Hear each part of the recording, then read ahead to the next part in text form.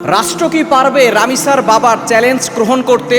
রাষ্ট্র কি পারবে রামিসাকে ইনসাফ দিতে?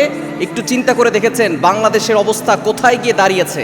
আপনারা যারা সোশ্যাল মিডিয়া ইউজ করেন তারা অনেকেই দেখেছেন মাত্র 7 বছরের শিশু মিরপুরে তাকে এমনভাবে দুনিয়া থেকে বিদায় করে দেওয়া হয়েছে, তার সাথে আপত্তিকর কাজ করে এরপরে তাকে দুনিয়া থেকে এমনভাবে নৃশংসভাবে দুনিয়া থেকে বিদায় করা হয়েছে, জাহিলি যুগের জামানাটাকেও হার মানিয়েছে। আমরা জাহিলি যুগের বর্বরতা দেখি নাই, আমরা জাহিলি যুগের যে নিষ্ঠুরতা সেটা আমরা দেখি নাই, কিতাবে পড়েছি, কিন্তু আমরা এখন যে দৃশ্যগুলো হচ্ছে এটা দেখে চোখের পানি ধরে রাখতে পারি নাই। আমি গতকাল এই দৃশ্য দেখে, রামিসার মরদেহ দেখে আমি আমার চোখের পানি ধরে রাখতে পারি নাই।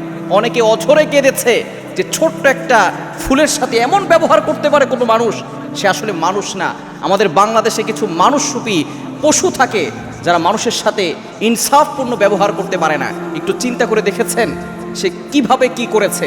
ছোট্ট বাচ্চাটাকে বাসায় নিয়ে তার সাথে অপকর্ম করে তাকে গর্দান থেকে গর্দান এমনভাবে আলাদা করেছে, তার শরীর রেখেছে খাটের নিচে আর মাথা রেখেছে টয়লেটে। একটু চিন্তা করে দেখেন এই দৃশ্য যখন মা দেখেছে ওই মায়ের অন্তরে কেমন লেগেছে। একটু চিন্তা করে দেখেন, আমরা অনেকেই প্রতিবাদ জানাচ্ছি, তার বাবা নিজে বলেছে আমার বিচার দরকার নাই, আপনারা বিচার করতে পারবেন না। অনেকেই বিচারের প্রতিবাদ জানিয়েছে, শায়েখ আহমদুল্লাহ হাফিজাউল্লাহ তিনিও প্রতিবাদ জানিয়েছেন, শায়েখ চরমানে হাফিজাউল্লাহ তিনিও প্রতিবাদ জানিয়েছেন। শুধু তাই নয়, আমাদের ডক্টর শফিকুর রহমান সাহেব জামাতের আমির তিনিও প্রতিবাদ জানিয়েছেন। তিনি বলেছেন এই মামুনির কাছে আজ মানবতা লজ্জিত হয়েছে। শুধু তাই নয়, নাসিরউদ্দিন পাটোয়ারি সাহেব তিনিও প্রতিবাদ জানিয়েছেন। তিনি বলেছেন এদেশে শহীদ ওসমান হাদির বিচার হয় নাই, এদেশে কিভাবে একজন সাধারণ মেয়ের বিচার হবে? একটু চিন্তা করে দেখেন, আমরা অনেকে অনেক কথা বলছি, কিন্তু বিচার কোথায় যাচ্ছে? বিচার হচ্ছে না কেন? বিগত 7 দিনে প্রায় 4টা থেকে 5টা শিশুকে এভাবে অপকর্ম করে দুনিয়া থেকে বিদায় করা হচ্ছে। শুধু তাই নয়, যারাই অন্যায় করছে তাদের বিচার হচ্ছে না। বিচার ব্যবস্থা দুর্বল থাকার কারণে আজকে এই অশৃঙ্খল এবং বিভিন্ন ধরনের অন্যায় কাজ আরও বেড়ে যাচ্ছে।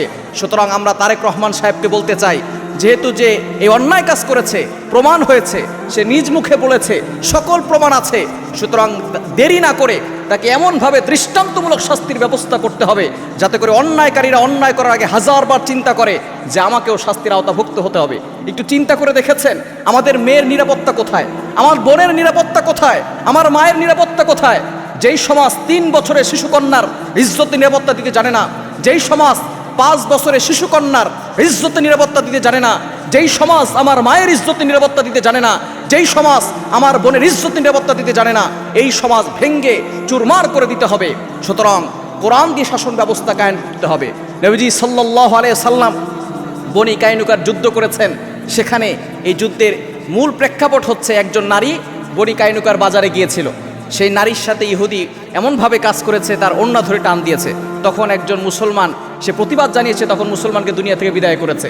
নবীজি সাল্লাল্লাহু আলাইহি সাল্লামের কাছে এই ঘটনা আসার সাথে সাথেই নবীজি সাল্লাল্লাহু আলাইহি সাল্লাম দাঁড়িয়ে পড়েছেন, আর তিনি বলেছেন যে আমি প্রেসিডেন্ট থাকবো আর একজন মুসলিম নারীর উপরে আঘাত করা হবে, এটা আমি সহ্য করব না।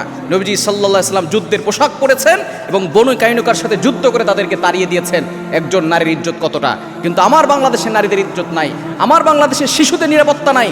সুতরাং জনাব তারেক রহমান সাহেবকে বলবো, আপনি অবশ্যই শিশুদের, নারীদের নিরাপত্তার ব্যবস্থা কায়েম করবেন এবং যারা এই অন্যায় কাজ করেছে তাদেরকে দ্রুত শাস্তির ব্যবস্থা করতে হবে।